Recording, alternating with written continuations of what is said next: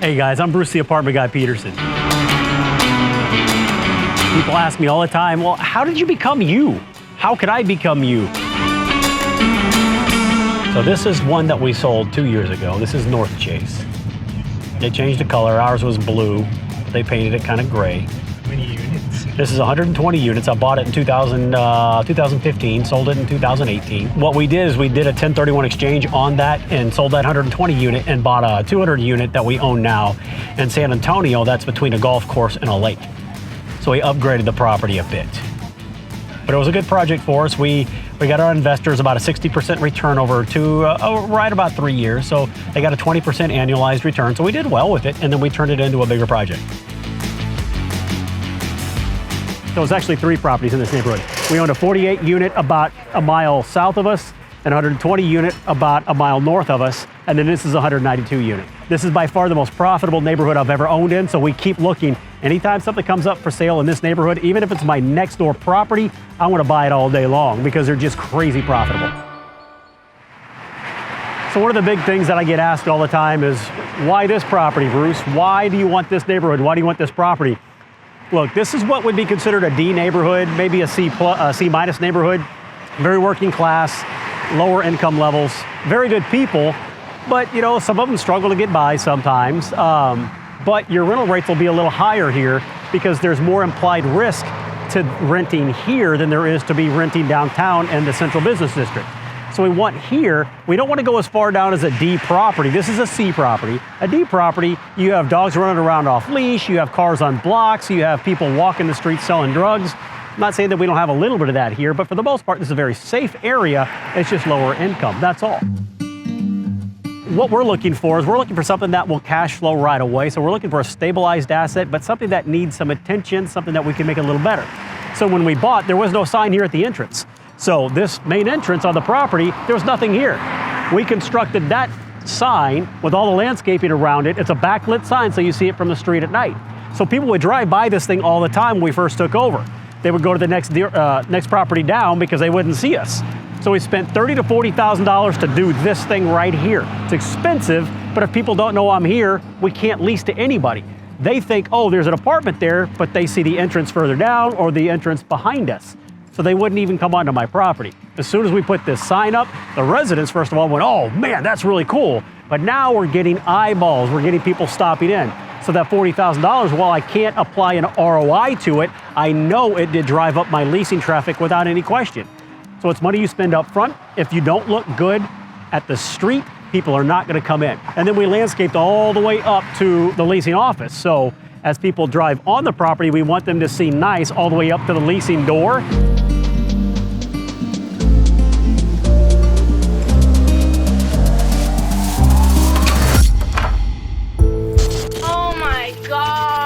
This morning, misery in Texas. It's really freezing, it's horrible. Millions statewide spending another night in the dark, without electricity, heat, and for a growing number, running water. Flooding homes, only adding to the nightmare. State officials offering little guidance on when any of it will be over. So as you see, Jerome, we pointed everywhere. Everywhere you look, landscaping is dead. We're still trying to put everything back together because this is the aftermath of all the big freeze that we had in Austin. And you're going to see these units that we walk into, it's a war zone. So we've been dealing with COVID, now we're dealing with all this.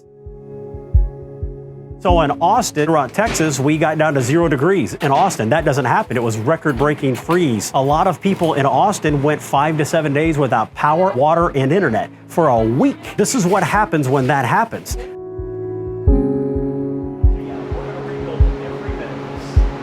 So this is our makeshift lighting. Oh, jeez. Yeah. Not necessarily the way you're supposed to do it. It wouldn't pass code, but right now we're in an emergency situation. You know, luckily I've got people like MC and her rock star team to put this back together.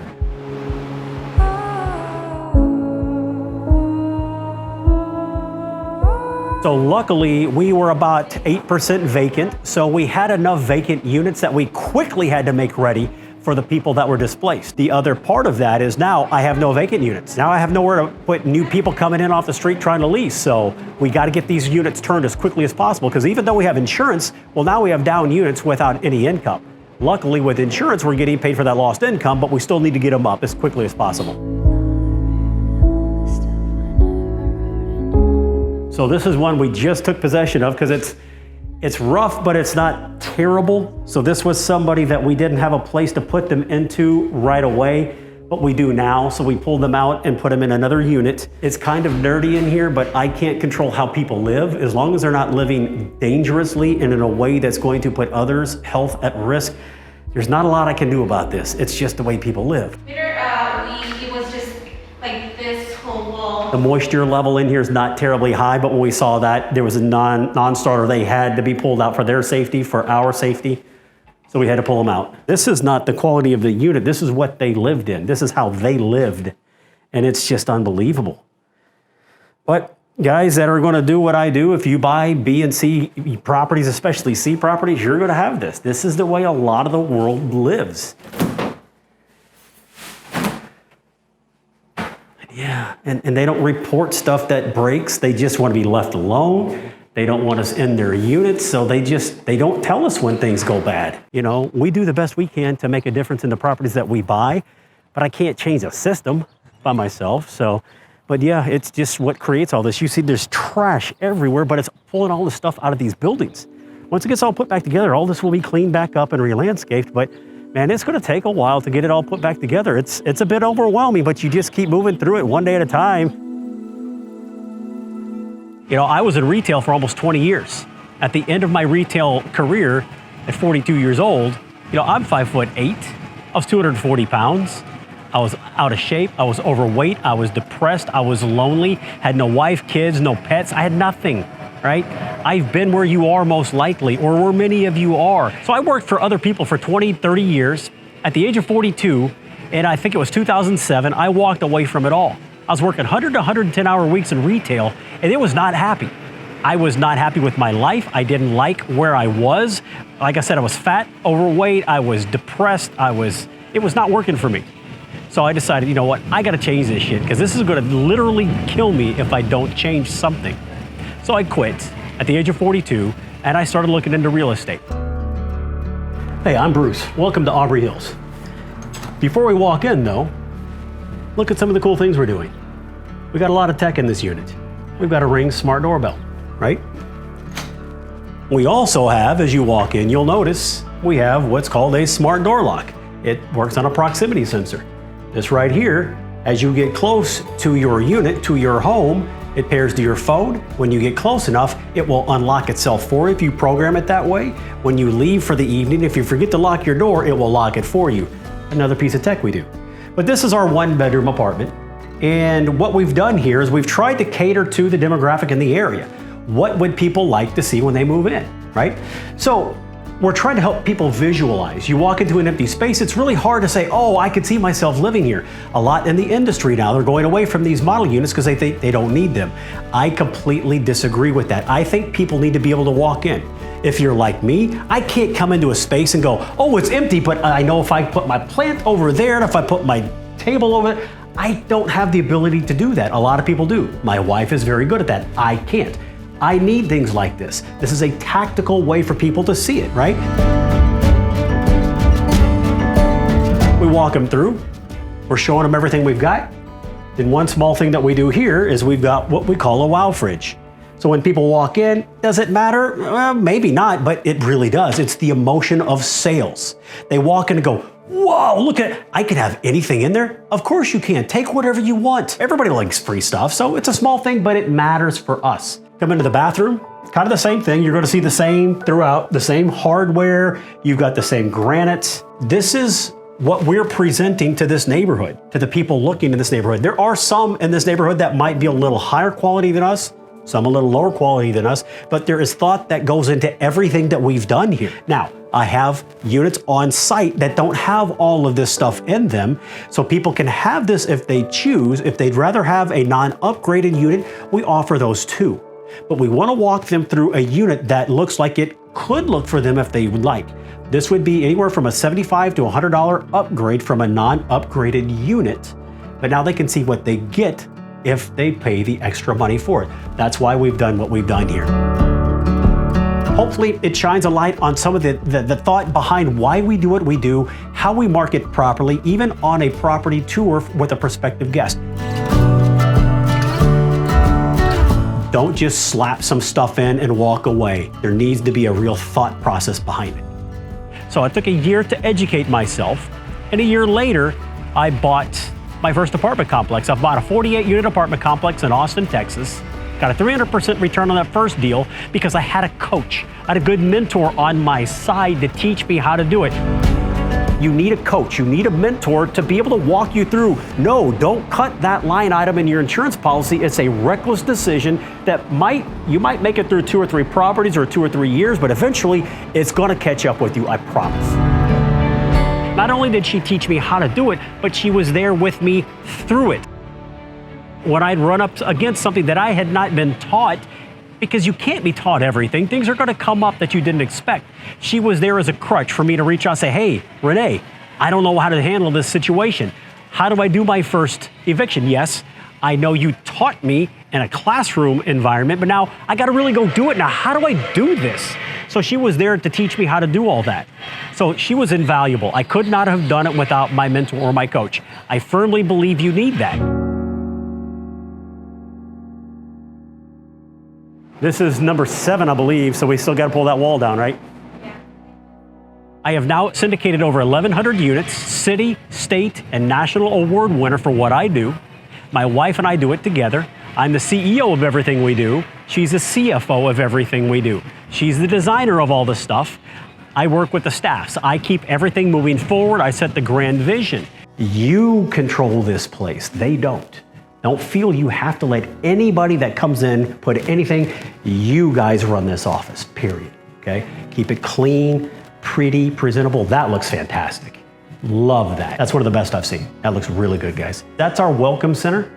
So when somebody comes in and they lease an apartment, the day that they come and get the keys and actually move in, the leasing professional will walk them over and say, hey, welcome home, make a big deal about it, and they get to open up a gift. We take a picture of them opening up the gift and we put it on our Facebook page for this apartment complex. And what I've instructed them to do, if they open a gift, I need you to be aware and perceptive. If they open a gift and you can see they're like, let them open another one. If they do it, I don't give a shit if they open every single one of them. I want them to be happy. Open all 40 of them if they have to, and then they choose which one they like the best. We're not gonna go out shopping for them, of course, that makes no sense. But then unfortunately, we might have to rewrap a few gifts, but we're trying to make an experience, right? So they get treated kind of special when they move in. So that's what that's all about. We work on it together. It works very, very well for us. It's the best thing I've ever done. It's very profitable. I have now bought my time back. I did not have that working for other people. I was working 100-hour weeks. Now I get to decide where I want to go, when I want to go. All right, I found a toy. Can I have this? Do you want this? For as long as I want to go with whoever I want to go with, all the time. Look at this. Can you see that? Oh, swish, swish, swish. Yep. That's what we were dealing with. The water was so bad in these units, it completely flooded them all out.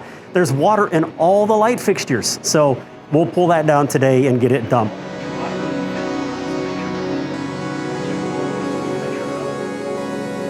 Just as a project, it's not important for the existing company to do or can't. It just needs to be done. What's very important right now is get all the standing water out, the glass, and the leaks.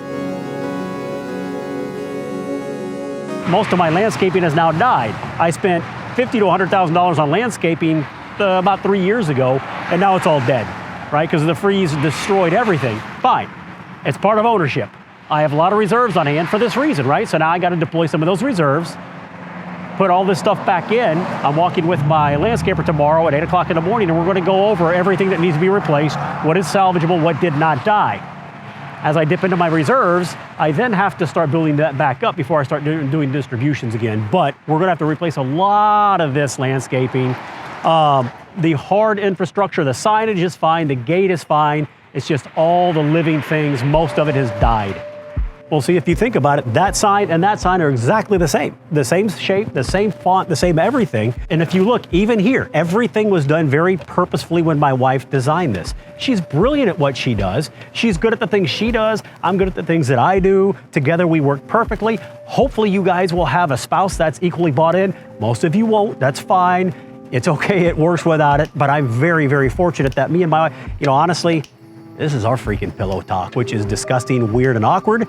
But this is what we talk about at night when we're laying in bed, before we go to bed. What happened today? What are we going to do on the next property and design? And so this is all we do. We live and breathe this stuff.